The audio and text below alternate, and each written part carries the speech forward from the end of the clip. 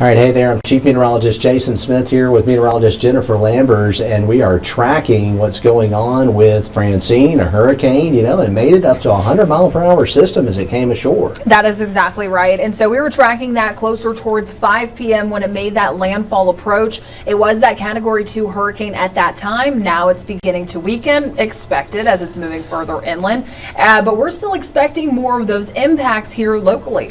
Yeah, and I think a lot of people, when they hear, okay, it's made landfall, okay, we've seen it, all we're going to see. And that's not what that means. Landfall means that that's what it's going to be when the center actually crosses shore in Louisiana, but it'll actually be closer to us later tonight. So our most intense impacts are going to be later, and we're starting to see signs of that on radar and down at the beach right now. Yeah, I wanted to quickly show this one just before we start to lose some of that sunlight that's just barely holding on out there. We're getting closer towards sunset just within the next few minutes here at our local beaches, and that camera, it is shaky out there. Those waves breaking extremely far offshore. It's rough. Just a reminder, double red flag, stay out of the Gulf waters. It is illegal. We've been showing some of the video footage that we've been getting in of some folks that are swimming out there, but please make sure that you're staying out of it. If you see anyone out there, yell at them. Tell them that that is not a smart decision, because they not only put themselves at risk, but they put others at risk too. So just a live view out of the beaches there. Yeah, and the center crossed shore in Terrebonne Parish, and there's no exact city for landfall, but it's essentially the Houma, Morgan City area, because where it actually crossed shore is just a real marshy area and it's very low population density. The core of the storm is starting to get closer to New Orleans, and we're seeing some pretty substantial gusts showing up, especially over the west side of New Orleans, and there probably are going to be some power outages in New Orleans with this. Locally, we're watching out into the Gulf for the possibility of seeing, some real heavy rain bands in our area, and Jennifer, I expect that to start happening pretty soon. We can see the heavy stuff kind of over our shoulder here. That'll be moving in starting around 8 p.m. It looks like, maybe sooner. And so some of the questions that we've been getting here is, how do I prepare? What are we expecting here to where? What preparations need to take place? And really the biggest things is going to be charging your devices. Make sure you have a way to get any of those alerts tonight, because we have that tornado threat mainly into the overnight hours. Plus also just try and stay off the roadways. Once those rain bands begin to move in, as you mentioned, it's going to be dark, it's going to be rainy, it's not going to be the best driving conditions out there. And anything that's outdoors that could easily be blown away, go ahead, bring it inside. You don't want to lose it. Yeah, we're talking about tropical storm conditions here. We're not going to get a hurricane here, but 40-mile-per-hour gusts can move things around a little bit. So definitely something that we want to keep an eye on there. Also, the storm tide, and we're going to get into this in this deeper discussion. That's most likely going to happen tomorrow morning, because the winds have to kind of veer around out of the south, and that happens tomorrow morning along with the astronomical high tide that's like a 2-foot tide at 6 a.m. That's when we're going to see coastal flooding. So Bayway, Causeway commuters, just a heads up that you will see delays heading into tomorrow, even if you just take the Bayway every day. Imagine all of the Causeway commuters that you typically see. Because of that closure, all of those cars will be taking the Bayway instead. So leave early tomorrow. Go ahead and plan on some of those lane closures, some of those delays in case you're heading to work on your Thursday. Again, we are anticipating that the Causeway will be closed for some time tomorrow morning, even after that tide begins to go down, just because they're going to have to get crews out there to clear off some of the roadways. Ariel Mallory was talking with some of the AlDOT folks earlier that were mentioning that it's probably going to be late morning, closer towards lunchtime, that we could possibly see it reopen. And other areas like the west end of Dolphin Island, Alabama Port, Shell Belt Road, Coda and Bila Battery, the mouth of Dog River, probably won't see quite as much coastal flooding along the eastern shore, but I think Mobile County and then Jackson County, Mississippi, some of those areas.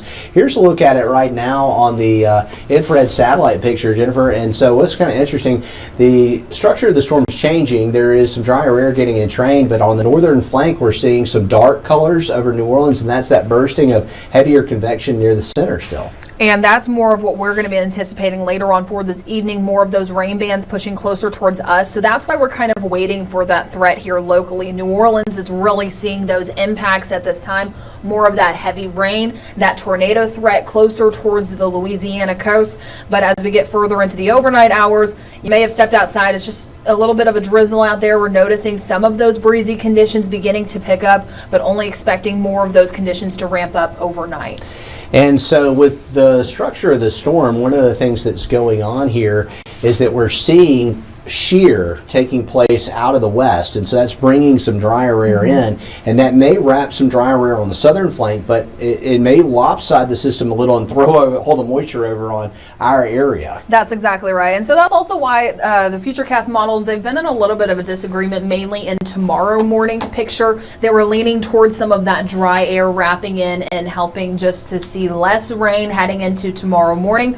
But there's a look at that water vapor that Jason was just mentioning. And that's why there were so many factors at play here with mentioning what Francine was going to be looking like at that landfall approach. The National Hurricane Center all day today, they had knocked it down to that Category 1 hurricane projection, and then just an hour before landfall, it was upgraded to that Category 2. As Jason mentioned, it had some of that convection on top of it, so it gave it that last little boost of energy to get those sustained winds to 100 miles per hour, and so that was the reason for really in the last hour of Francine being over the water, it became that Category 2 hurricane.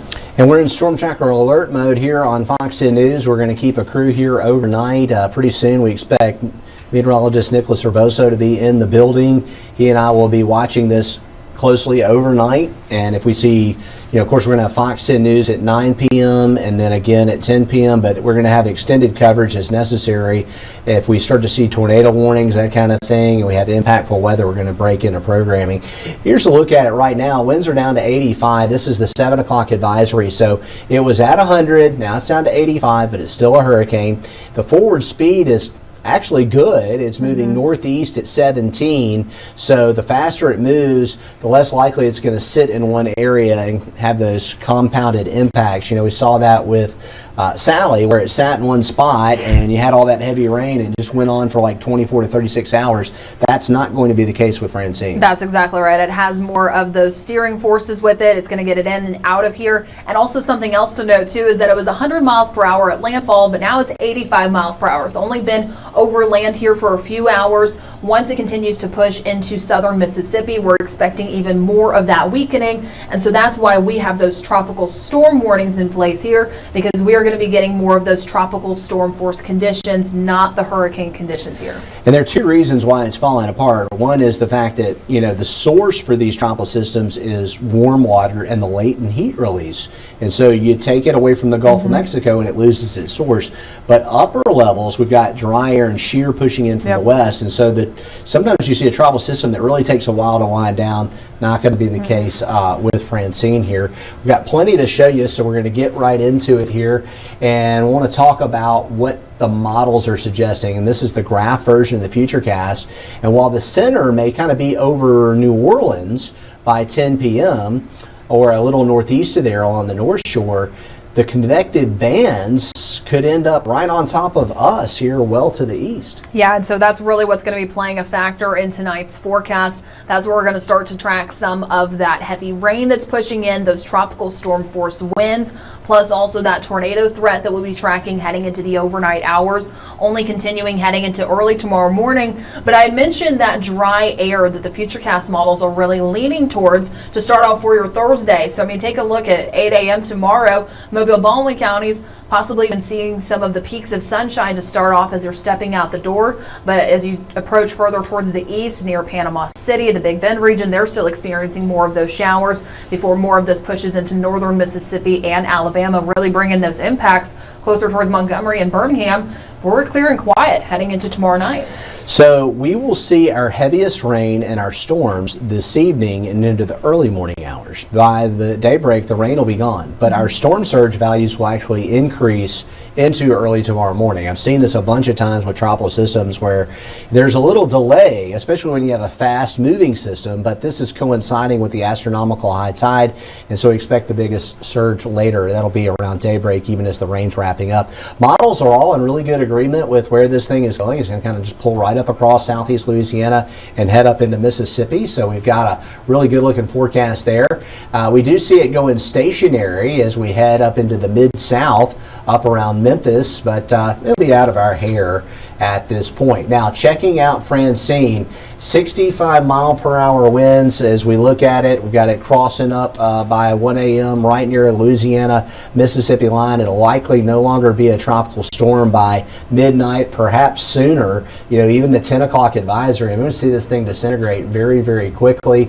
And then from there, it moves up into northern Mississippi, and the impacts are going to be over with fairly quickly for our area after the tides begin to recede tomorrow afternoon. That's exactly right. And as you mentioned, kind of stalling out there a little bit in the mid-south, we can see once it gets closer towards northern Mississippi into the Memphis area, it's just going to be hanging out between Thursday at 1 p.m. to even that Friday at 1 p.m. timestamp. So really expecting a soggy situation towards that direction. But in the wake of Francine, once it makes that northerly approach, as you mentioned, we're just going to have more of that moisture just beginning to suck up into Mobile Bay, in addition to the high tide that we're going to be dealing with. And so that storm surge, the impact's going to be felt early tomorrow morning. Plan that for your commute, and especially if you live along the coast. We'll talk about the wind a little bit. This is probably going to be the lowest impact thing we're going to see with this system would be winds, and there are some gusts to about 40 miles per hour offshore one of the buoys. Obviously, New Orleans getting wind gusts over 50 miles an hour right now. We've seen gusts with some of the offshore platforms up in the 80s. Locally, I'm expecting wind gusts 40, maybe some 50 mile per hour stuff. But this is not going to be a huge wind maker. I mean, it's just not coming right over us. And the tropical storm force winds should be in place by 9 p.m. And so this is what I was mentioning earlier. Just make sure that you have that stuff outside that's tied down, just if it could easily be blown away. So I've been seeing some of those Halloween inflatables out there, the fall decorations, your trash cans. I know my trash day is tomorrow. I'm not putting it out tonight. I'm going to wait tomorrow. And so just those things that could easily be blown away, the patio umbrellas, any of those flag poles that you might have out there. It's best just to play it safe. You don't want to wake up tomorrow and it be missing. Well, I guess that's what you get for putting up your Halloween stuff in September. I should have known you were going to say that. Oh, yeah, right. I got to take my shots there. So it's just too early Fall for decorations. that. There you go. Fall decorations. Yeah, that comes in October. So here's what we're seeing with the wind. It lifts out of here, but we still have the southerly flow. It's going to be persistent tomorrow morning, and that's what actually enhances the tide. You know, you have some swell from the rough surf, but the wind-driven water is what creates surge, and this is really not going to be truly surge in our area. It'll be kind of moderate coastal flooding, but that south wind will help pile those waters up, and then the normal high tide around 6, 7. Not a good situation for the morning drive tomorrow. So as far as alerts, we are under a storm surge warning for Jackson County, Mississippi, all the way back around to almost to Lake Charles, starting around New Iberia, Louisiana. We're not in a storm surge warning for Mobile County and Baldwin County, but we still expect significant coastal flooding. We've got a coastal flood warning, which is not quite as severe, but still significant. And I'm expecting generally 2 to 3 feet on top of that high tide, probably around 2 feet on Dauphin Island, a little higher in places like Biola Battery and along the west side of Mobile Bay. May see a little higher tide along the eastern shore too, but it's areas along the causeway and Dog River and Fowl River, and then down to the south where we normally see a little bit more problems with the coastal flooding with the system passing well to our west. Yeah, so you just want to make sure that you're checking in with meteorologist Matt Barentine and meteorologist Nicholas Herboso early tomorrow morning if you're heading out the door. Just make sure in case you do travel along any of those waterways, or in case you take the Bayway or the Causeway for your commute, check in with them for those road conditions. They'll keep you updated beginning at 4:30 a.m. on Foxton News tomorrow throughout the 9 a.m. hour on those traffic conditions, but even keeping you updated through midday for any of those traffic disruptions. So this is one of the official maps here. And again, I don't know if we see 3 to 5 feet, but it's definitely possible over towards Jackson County, Mississippi with that. And we still can see a little water level rise across the Florida Panhandle. So those are some things to keep in mind with some of our Francine graphics. Got to talk about isolated tornadoes, because this can kind of be counterintuitive for people who are new to hurricanes and new to tropical systems. A tornado cannot create a hurricane, but a hurricane or a tropical storm can create a tornado. So we can see isolated tornadoes tornadoes forming around these outer bands.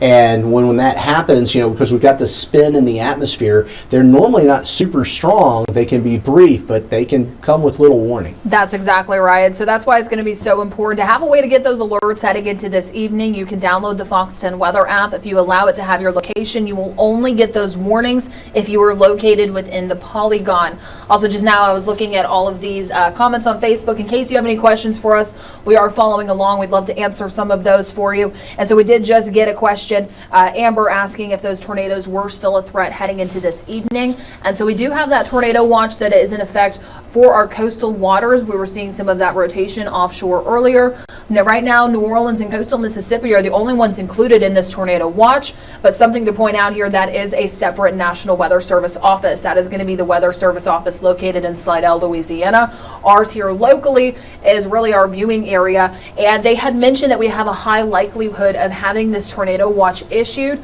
since our threats are mainly on the rise heading into overnight, highest potential closer towards midnight, 1 a.m. That's likely why we're seeing our tornado watch potentially be issued here and potentially be issued later. So do just stay tuned with us. Have a way to wake up overnight if any of those tornado warnings are issued. Yeah, I definitely expect it, 9, 10 o'clock, and then up through about 1 or 2 in the morning with the possibility of some of those isolated tornadoes.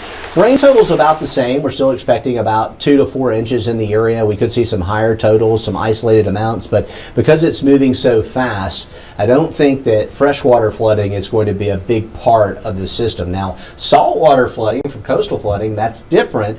We're going to see some moderate coastal flooding, but freshwater flooding is not going to be a huge deal. And just to reassure you, this is not going to be something that will impact the weekend. We are expecting to see good weather as we head into Friday, Saturday, and Sunday.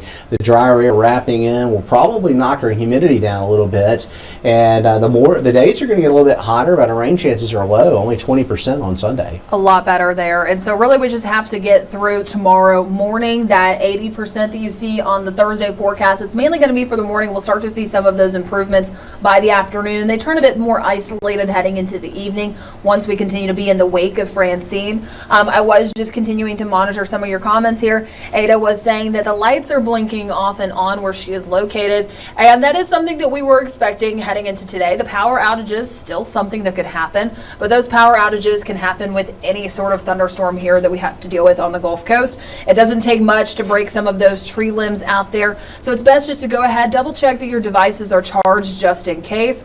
Have a way to get those alerts again, but power outages, they are possible heading into tonight, so it's best just to always be prepared in case we see that. Yeah, and we actually had a traffic accident in the Grand Bay area that knocked down a power pole, I think, there. So some of that is loosely related to the system, just from normal stuff going on, unfortunate things, accidents, that kind of a thing.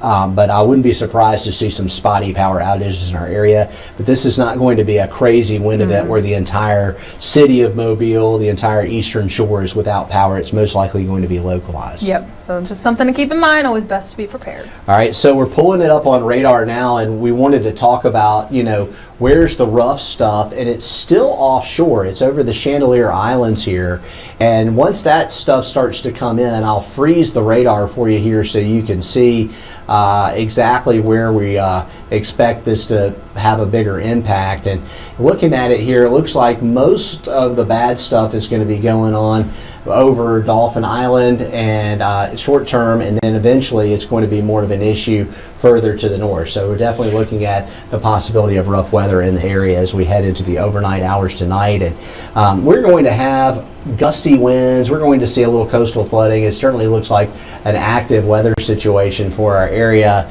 And here's a look at it on high res, so that might help clarify things for you a little bit. The worst of it down way to the south of Pascagoula, but where you see that red in the bottom left-hand corner of your screen, that's the worst of it. We will be covering this on our Fox 10 weather app. We're also going to have team coverage tonight at 9 p.m. on Fox 10 News. That's about the time the weather's going to start ramping up. So we'll be keeping a close eye on the weather situation as it goes downhill for a while. We expect to see active weather overnight tonight across the Gulf Coast. That's exactly right. And also I did see some questions there on some of those school closures that are in place for tomorrow. You can always double check what's open and what's closed on fox10tv.com. We'll continue to update that list throughout the evening if any of those changes are made. Thanks for joining us.